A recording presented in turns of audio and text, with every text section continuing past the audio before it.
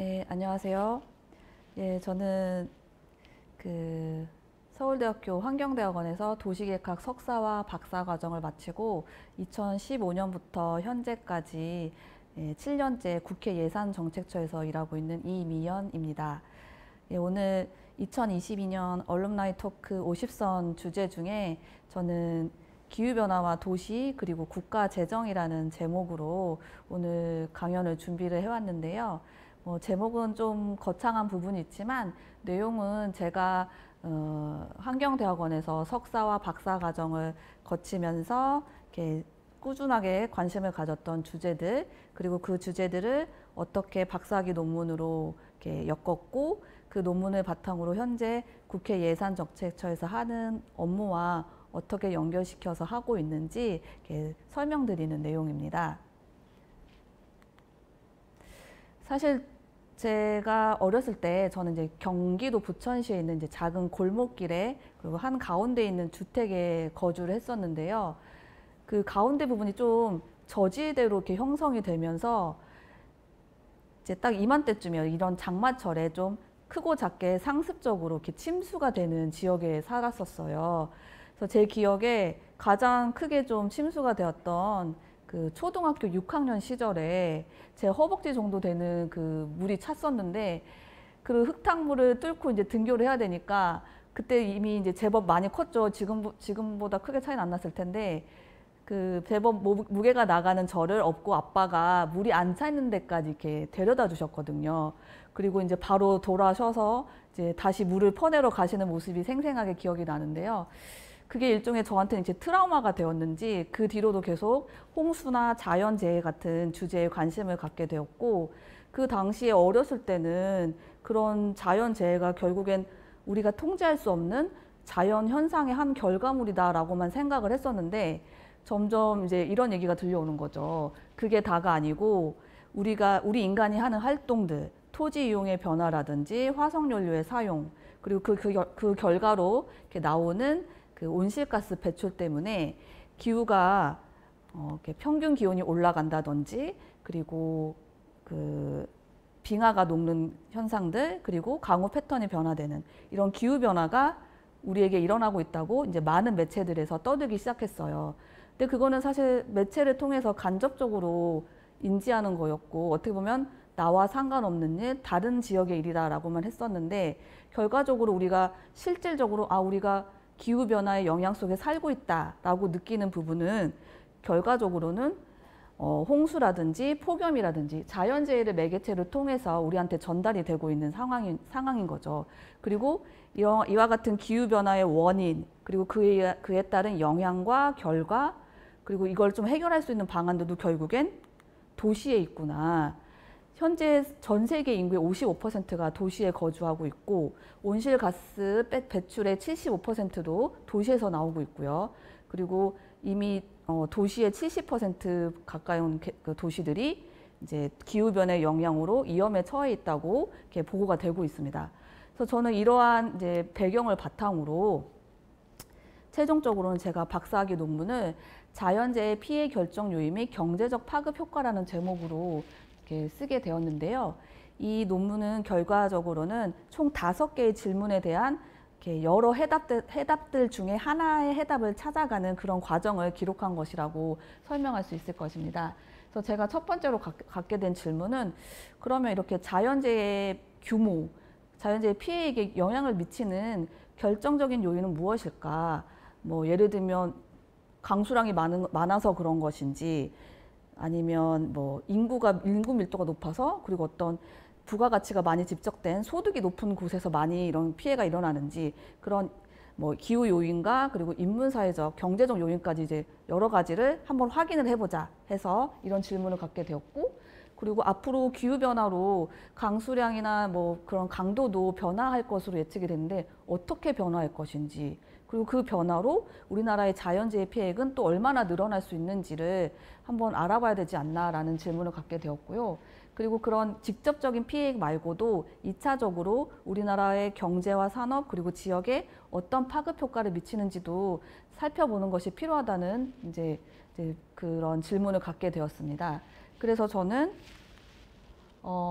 첫 번째부터 세 번째 문제까지는 패널 회귀 모형을 통해서 그 영향을 미치는 결정 요인이 무엇인지 실증적으로 고찰을 해봤고, 그리고 그 변수들의 예측 자료가 있어요. 2060년까지의 그 예측 자료를 활용해서 이 기간 동안 그럼 얼마나 자연재해 피해액이 늘어날 수 있는지 한번 추정을 해보자라고 생각을 했습니다.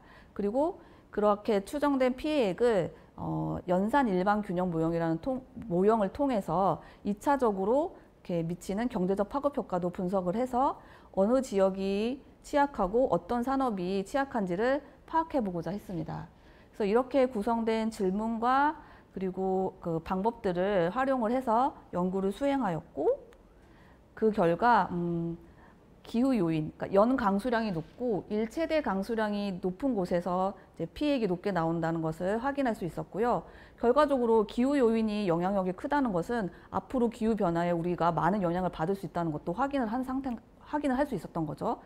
그리고 그렇게 이제 앞으로 2020년부터 2060년까지 이 기간 동안 얼마나 피해액이 늘어날 수 있는지를 추정을 해보았더니 연간 국가 전체적으로는 최대 12조 200억 원의 피해가 발생할 수 있고, 주로 그 광주, 전북, 전남, 호남권에서 피해가 클 수 있다고 예측이 되었습니다.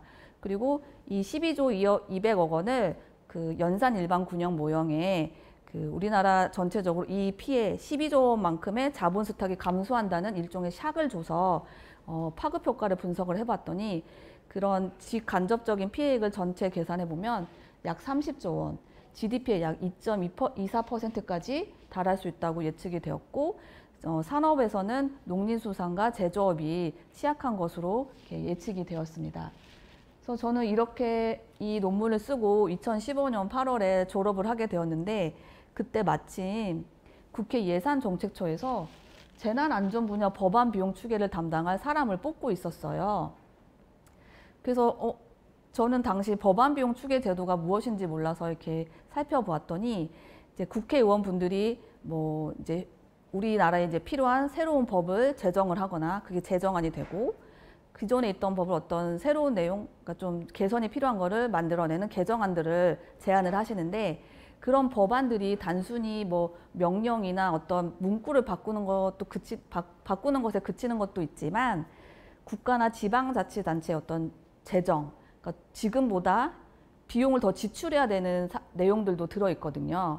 그래서 그런 내용들에 대해서 미리 비용을 얼마나 들지 예측을 해보고, 그 결과를 제공을 하면서 이제 법안을 심사할 때 이 법안들이 실제로 시행이 되면 요만큼 지금보다 더 비용이 들 수 있다라고 이렇게 활용이 되게 하는 제도인 거예요.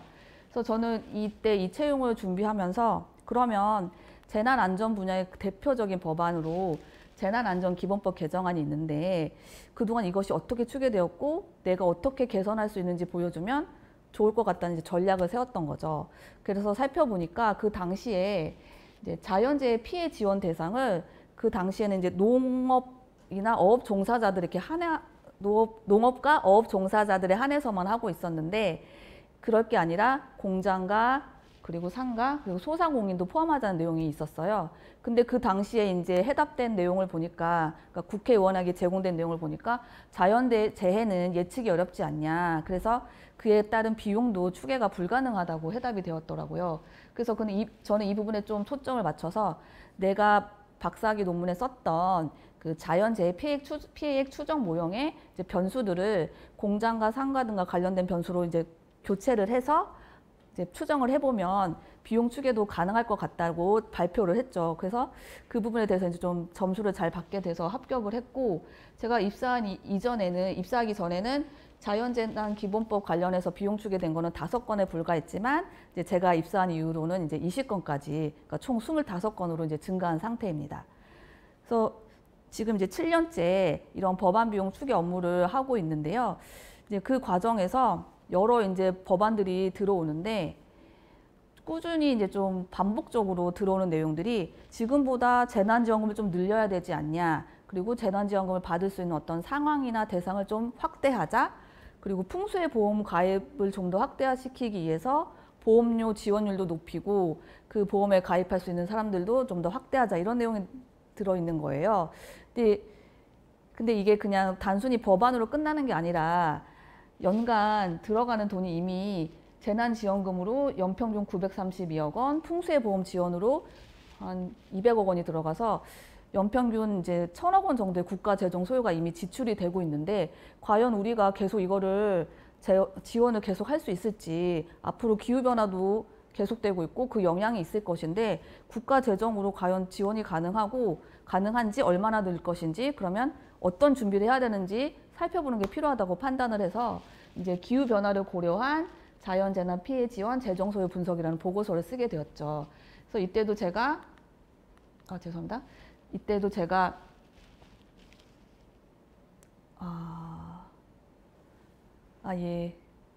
제가 이제 그 모형을 활용을 해서 이렇게 피익을 다시 추정을 해 보니까 최대 11조 5천억까지 들 수 있고 그러한 피익이 발생했을 때 국가가 지출해야 되는 재정 소요가 8,500억까지 늘 수 있고 그 금액은 결국엔 지금보다 약 9배나 증가하는 그 대규모의 지출이 일시적으로 생길 수 있다는 것을 보여주었습니다.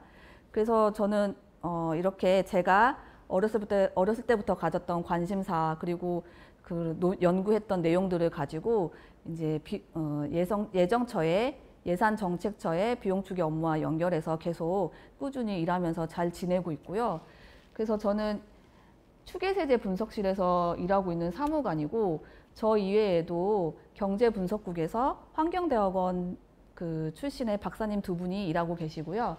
그리고 입법조사처라는 기관도 있는데요. 이 기관은 이제 국회의원분들한테 이제 입법과 정책과 관련된 그런 사항들을 조사 연구해서 제공을 하고 있는데 국토해양팀의 3분의 박사님이 재직 중이십니다.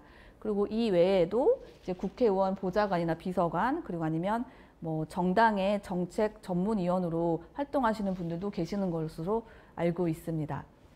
예, 저는 그래서 오늘 이렇게 뭐 영상을 통해서 많은 동문들을 이렇게 접촉할 수 있고 제가 연구했던 주제들 그리고 현재 하고 있는 일들을 이렇게 소개할 수 있어서 개인적으로도 좋은 시간이었고 저와 관심사가 유사하거나 또 국회 활동에 관심이 있으셔서 좋은 기회에 또 같이 일할 수 있는 동료로 만나 뵐 수 있는 동문도 계시지 않을까 고대하면서 오늘 강연을 마치겠습니다.